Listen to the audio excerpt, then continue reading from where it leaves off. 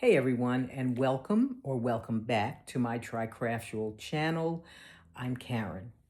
So, I wanted to talk a little bit today about renting space in your head for your creative critic.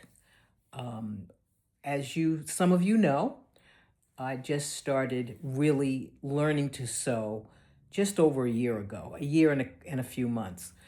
I bought a sewing machine and then I wanted something a little more sophisticated. I bought another sewing machine and I wanted to concentrate on learning to make quilts, particularly art quilts. And so I figured I'd start with the basics. I joined the wonderful Nubian Heritage Quilting Guild and I started taking some classes and slowly I'm learning the quilting process. But I've gotten stuck in my head the last couple of months. I had a project that my quilting guild was working on. We were all doing the same project. And I was just, uh, I was paralyzed with concern that mine wouldn't be as good as my quilting buddies. They're all such wonderful artists. And so what I did was I just kind of left it. And then I had a deadline. I have to turn it in this Saturday. And so I waited, I agonized, I made massive mistakes, or to me, they were massive. I had to correct them. I had to start over a couple of times. And I finished the project. Now, am I happy with the results? Not really. I know it could be a lot better, but here's the bottom line. I finished it. It is acceptable, all right? It is not the best, but hey, I've only made a few quilted pieces in this year. And so I realized that as I continue to work, things will get better. I've got to stay out of my head, and I know I'm not alone. All right. The creative critic says, "Oh, your binding is awful. How could you look at it? It's not even, it's not straight. Your cuts are still not 100%." I realize that I don't have to have perfect quilting. I just have to have quilting that satisfies me, that looks nice. And the bottom line is, most people won't even see the imperfections that I see because they're not examining the quilt the way I examine it. And as one of the folks I follow online said, imperfect quilts are just as warm as perfect quilts. So if you're giving it to someone and they're going to snuggle up with it, they're not going to say, that line could have been straighter. But we get in our heads and we lose sight of what our end game is, what our goal is. For me, right now, my goal is to complete the quilt. I pick fabrics I like. I'm excited about the colorways. And so when I put it together, I should be happy because that's what I wanted. It's the colors I picked, it's the patterns I picked.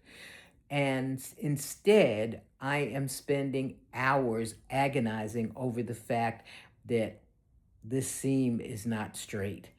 This quilting line could have been straighter. It just kind of takes away from what should be a fun process. And this is not the first time it's happened to me. I'm a crafter. I knit, I crochet, I needlepoint, I weave, I do a little painting. I love gel printing. I can go on and on. And in some of those things that I've been involved in, I have put them down because of my creative critic telling me that's not really that good. And so what happens? I become discouraged, and after I become discouraged, I kind of put the stuff aside. So I made a commitment to myself that I'm going to keep at this quilting because I've got projects in my head that I know I want to create, but I have to get past this, this need for perfection. The other thing is, I realize that with every project, I get better at certain things, all right? My first binding kind of came apart and I had to go back and restitch it. I did the binding on my sewing machine and I ended up having to hand stitch places where I just missed the binding when I was sewing it on. Um, I couldn't figure out how I did it. I thought I was being careful, but oh well. The next project I did, I got better at the binding. Now, is it perfect? I'm still not satisfied with it. I still see places where I can make improvements. But the bottom line is, I finished a couple of projects. I've gifted a few small things that I've made, and I've been very pleased with that. And I want to move forward. So I'm saying to you, don't let that creative critic keep you from one, enjoying the process, and two, completing projects because you think they're not good enough. Because the bottom line is, whether it's a quilt, whether it's a sweater, whether it's a wall hanging, the people that are going to see it and admire it are probably not going to care about the fact that you made a mistake in one stitch. I've done that in needlepoint, and oh my God, I see a whole row. I've got rows and rows of stitches, and I see one where I've made a mistake, and now I'm ripping it out. And ripping out needlepoint is a tedious, terrible thing if you have to do it. And the bottom line is, when it's hung on the wall, somebody's not probably going to see that one stitch where you made a mistake. Now, if you're entering your things in competition, I get it. You hope to win competition, and that means you have to have pretty perfect everything, all right? Because you're competing against other people who have done an excellent job. And I'm not saying that you won't get there if you're not there now. I'm saying give yourself grace. As my friend Renee says to me often, you have to give yourself grace. Keep going, keep trying, learn. My art instructor used to say, when you finish a project, what did you like about your finished project? What didn't you like about your finished project? And what did you learn from the process? And that's really important because we might look at the end product and say, it's not really that great because, okay? So this is what you don't like about it. Well, what do you like about it? I like the way the colors came together. I like the way my blocks came together in a quilt. What did you learn? You've learned something. And so you just keep repeating, rinse and repeat, okay? Wash, rinse, and repeat. Just keep moving forward.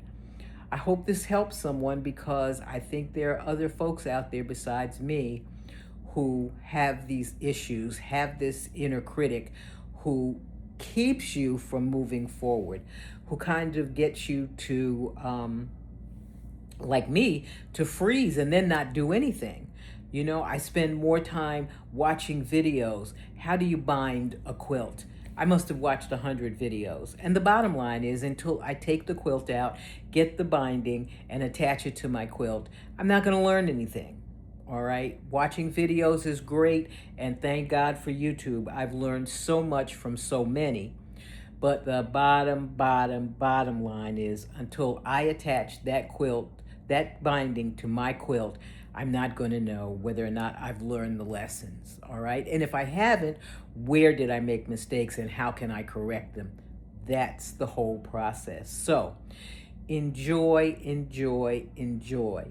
If you enjoyed this content, please consider giving me a thumbs up and subscribing to my channel. I would love to have you follow me. Please send me a comment. You know, if this has happened to you, let me know.